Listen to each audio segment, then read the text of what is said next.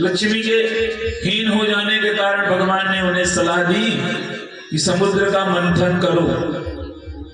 देवता विचार करने लगे, प्रभु कोई एक लोटा छाछ थोड़ी है जिसको मथानी लाके मंथन कर ले। ये समुद्र है, आधार बिना आधार के कैसे इसका मंथन होगा। भगवान बोले मंदराचल के पास जाओ, प्रार्थना करो, मंदराचल पर्वत को लेकर आओ। तो मंदराचल की मथानी बनाई गई। मंदराचल पर्वत किसी से नहीं उठा, भगवान गए। भगवान के एक बार आग्रह करने पर भगवान ने एड़ी हाथ में उठा करके और गरुड़ में आरूढ़ होकर के बीच समुद्र में जाके मंदराचल पर्वत को स्थापित किया। और समुद्र में रखते ही मंदराचल पर्वत धीरे धीरे धीरे समुद्र में डूबने लगता है। तो भगवान कच्छप रूप में प्रकट हो जाते हैं। बोली कच्छप भगवान की जय हो। और महाराज भगवान ने यहां कश्यप रूप धारण किया। अब मंदराचल पर्वत तो स्थापित हो गया महाराज। और भगवान ने इसमें खाली देवताओं बस को नहीं बुलाया था, देवता और दैत्य दोनों को। भगवान जानते थे कि ये तुम्हारे अकेले बस का काम नहीं है। तो कभी कभी ऐसे लोगों से भी आपको काम पड़ जाता है जिनका जीवन में कोई काम नहीं होता। क्योंकि तो दैत्य और देवता हैं तो आपस में भाई। लेकिन एक दूसरे से परस्पर युद्ध करते रहते हैं। आज देवता इंद्रदेव गए और जाकर के राजा बलि को प्रार्थना कर रहे हैं। बोले भैया एक बात बताएं, देखो हम और तुम हैं तो एक ही पिता की संतान, तो आपस में भाई भाई हैं और किसके घर में झगड़ा नहीं होता। देवता समझा रहे हैं, अपना काम बनाने में देवता बहुत कुशल है। तो जो व्यक्ति अपना काम बनाने वाला होता है, अपना काम किसी को निकालना हो तो कुछ भी करके आपको मना लेगा। आज देवता समझाते हैं कि देखो हम तो देवता हैं, लास्ट में जीत तो हमारी होती है, लेकिन तुम बेफिजूल में मारे जाते हो। तो हम सोच रहे हैं क्यों ना अमृत लाया जाए और तुम भी पी लो, हम भी पी लें और खूब लड़ाई करना, ना तुम मरोगे ना हम। आज ये बात देवताओं को भी अच्छी लगी कि बात तो पते की बोल रहे, तो दानव भी तैयार हो जाते हैं। और इसी प्रकार मंदराचल पर्वत को स्थापित करने के बाद में वासुकी नाम की मथानी बनाई गई। और यहां भी भगवान ने अपनी माया से क्या चाल चली, तो भगवान तो यहीं चलिया। भगवान बोलते हैं जो असली बाप का है, पहले बोलते हैं देवताओं को, देखो तुम एक बाप की औलाद हो, तुम मुख की तरफ रहना। तो जो दैत्य थे बोलते हैं अच्छा हम दो बाप के हैं क्या, मुख हम पकड़ेंगे। मानो भगवान चाह यही रहते कि तुम एक बार मुख पकड़ो तो कि वासुकी नाग कोई भी नाग हो, मुख से ही उसके सब निकलता है ना। तो देवताओं ने मुख पकड़ा और कच्छप के रूप में भगवान स्थापित हो गए।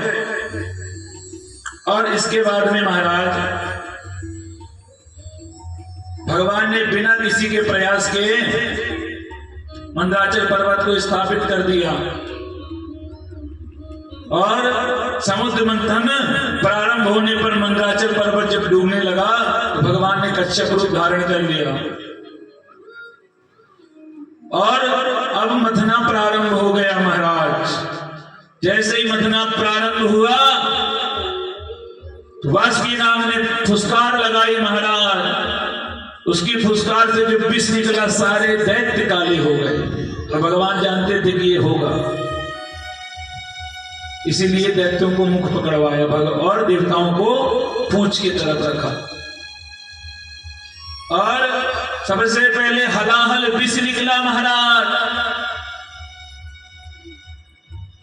अब विष निकला, हलाहल त्राही त्राही मच गई सभी जगह।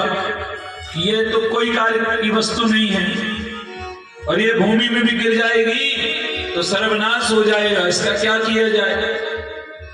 सारे देवता भागे भागे आज विष्णु जी ब्रह्मा जी को साथ में लेके भोले बाबा के पास आए, भोले बाबा से प्रार्थना कर रहे हैं। मानो भोले बाबा से क्या प्रार्थना कर रहे हैं, देवी पार्वती से प्रार्थना कर रहे हैं। और क्या प्रार्थना कर रहे हैं कि हे माता, आप तो जगत जननी हैं और जगत जननी के कारण आप जगत की हुई माँ। देखो अब यहां भी अपनी चालाकी का परिचय दे रहे हैं देवता।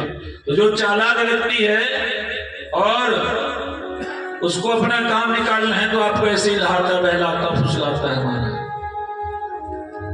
तो आज पार्वती मैया को कह रहे हैं कि माता आप तो जगदम्बा हैं, जगत जननी।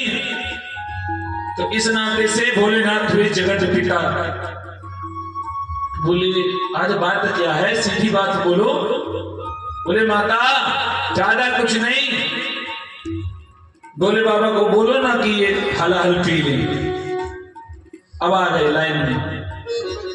मतलब कोई व्यक्ति आपको सीधे जहर भी नहीं पिलाता महाराज, पहले आपको खूब चढ़ा बढ़ा के फुला देगा कि अहंकार में आप फूल जाओ, फिर अपनी बात रखता। और आज भगवती पार्वती मैया ने भी भोले बाबा को कह दिया। तो आप कहोगे कि ये कैसी पत्नी है जो अपने पति को बोल दी जहर पी लो। तो भोले बाबा के सामर्थ्य को जानती थी जगदम्बा। यह कार्य मेरे स्वामी के बिना कोई संसार में कर नहीं सकता और यह करने से भी इनकी ख्याति बढ़ेगी। तो कभी कभी ऐसे भी कार्य करने चाहिए। और आज भोले बाबा ने लोक कल्याण के लिए, क्योंकि शिव का तो अर्थ ही होता है कल्याण, शिव का अर्थ है कल्याण। और भोले बाबा ने जगत के कल्याण के लिए आज हलाहल विस्को रा शब्द उच्चारण किया, मुख खोला और मां शब्द में मुख बंद कर लिया, मानो हृदय तक गया ही नहीं। वह भी कंठ में धारण किया भोले बाबा ने। क्यों किया? क्योंकि हृदय में तो सीता रामचंद्र जी विराजमान हैं। और आज जब भोले बाबा ने हलाहल उठाया, हलाहल का पान किया, तो आज भोले बाबा का नाम हो गया नीलकंठेश्वर। बोले नीलकंठेश्वर महादेव की जय हो। सभी देवताओं ने भोले बाबा की सुंदर स्तुति की। आइए हम सभी भी कुछ क्षण भोले बाबा की प्रार्थना करें। हर हर महादेव शंभु काशी विश्वनाथ गंगे। हर हर महादेव शंभो काशी विश्वनाथ गंगे। हर महादेव शंभो काशी विश्वनाथ गंगे। हर हर महादेव शंभो काशी विश्वनाथ गंगे। काशी विश्वनाथ गंगे गौरा महाकाल संगे। काशी विश्वनाथ गंगे गौरा हर हर महादेव शंभो काशी विश्वनाथ गंगे। हर हर महादेव शंभो काशी विश्वनाथ गंगे। हर हर महादेव शंभो काशी अमरनाथ गंगे। हर हर महादेव शंभो काशी विश्वनाथ गंगे। हर हर महादेव शंभो काशी विश्वनाथ गंगे।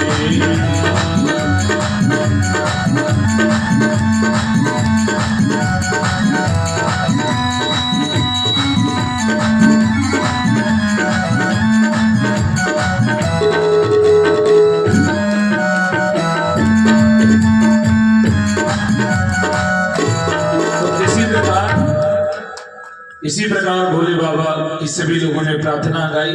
क्योंकि देखिए हमने भोले बाबा को ज्यादा देर तक इसलिए नहीं मनाया कि आज जो भोले बाबा के भी ईश्वर हैं, राम सहृदयम विष्णु, विष्णु सहृदयम शिवा। तो आज तो ज्यादा भीड़ इसलिए भी आई है ना कि कन्हैया लाल का जन्म महामहोत्सव होना है। तो यहाँ अगर ज्यादा रस विभोर हो जाएंगे तो कल के जैसे 1 बजेगा, फिर आप लोग आओगे, इशारा करोगे, तो हमें मालूम है कि आज ठीक ठीक चलना है ना।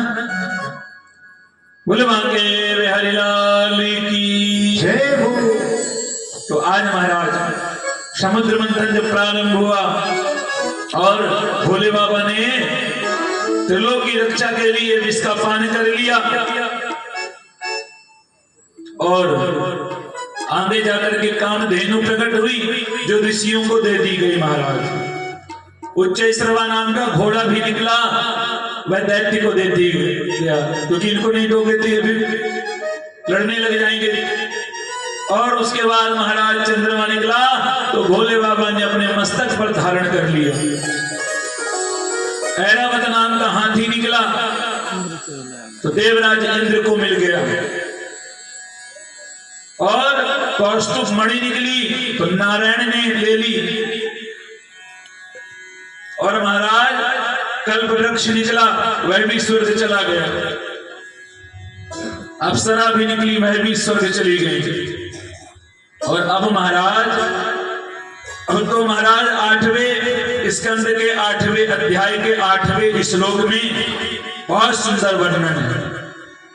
8वें स्कंद का 8वें अध्याय का 8वां नंबर जो श्लोक है,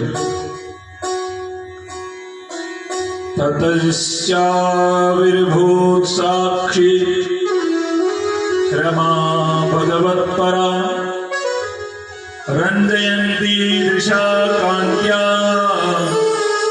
विद्युत सौदामिनी यथा।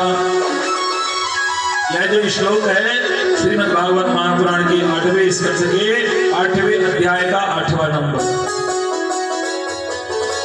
तो इस श्लोक में महाराज अपनी चमक के द्वारा दिशाओं को सुशोभित करती हुई साक्षात महालक्ष्मी मैया प्रकट हो गई। बोले महालक्ष्मी मैया की। और महालक्ष्मी मैया जब प्रकट हुई महाराज सबका मन मोह हो गया। दुर्वासा ऋषि भी खड़े थे, सारे ऋषि, भोलेनाथ, ब्रह्मा जी और दैत्य सब चाह रहे हैं कि हमें प्राप्त हो। लेकिन वैसे लक्ष्मी को सभी चाहते हैं महाराज, लेकिन एक बात बताएं, लक्ष्मी का पति एक ही है, कौन? नारायण।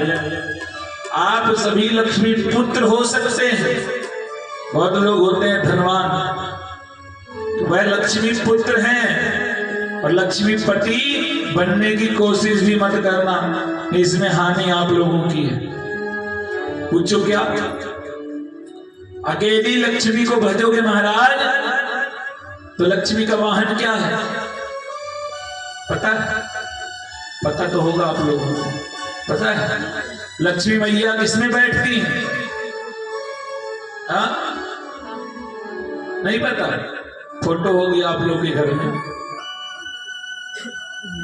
लक्ष्मी मैया किसमें आरूढ़ होती हैं? दिवाली में आप पूजा करते हो और दिवाली के दिन दिख जाए तो बहुत शुभ मानते हो।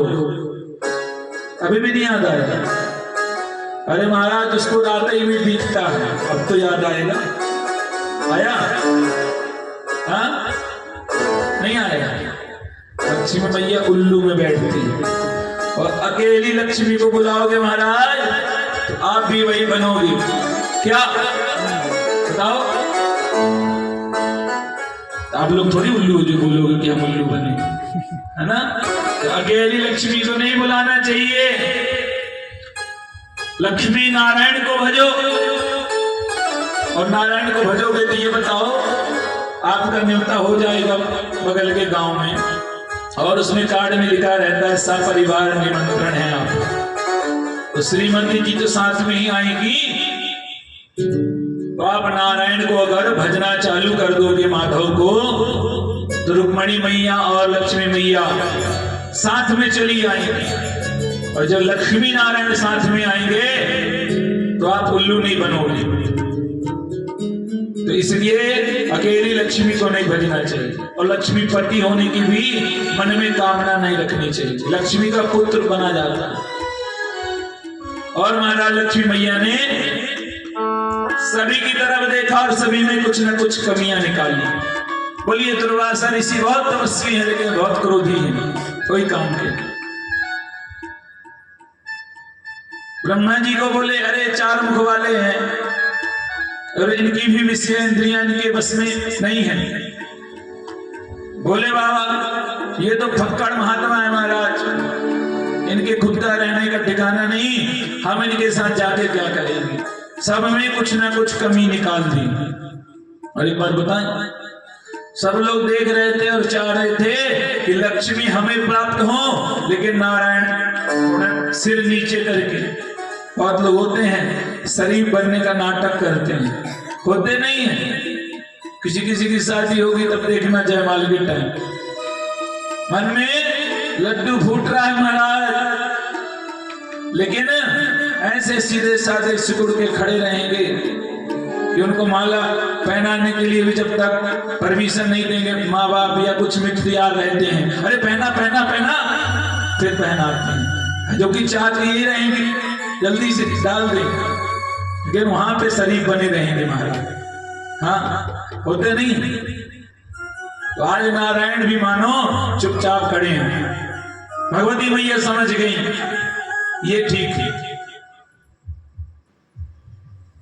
तो आज नारायण के साथ में चली जाती है लक्ष्मी मैया। और महाराज उसके बाद वरुणी निकलती है जो अप्सराओं के साथ चली जाती है।